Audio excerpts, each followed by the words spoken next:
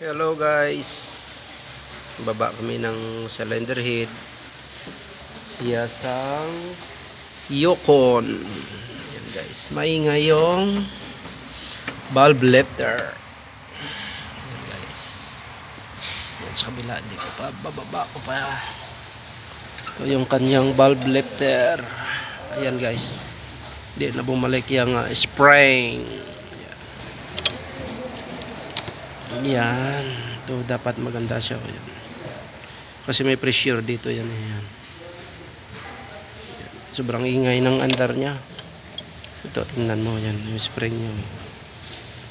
Yan. Palitan na lahat, left and right. Yung mga oil na sa labas-labas.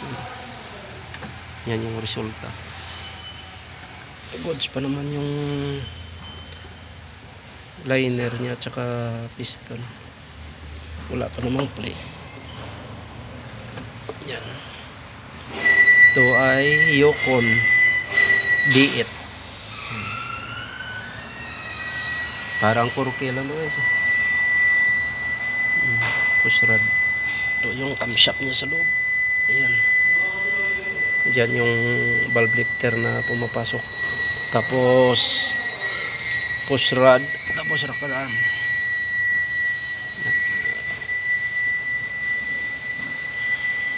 Palit kami ng valve lifter.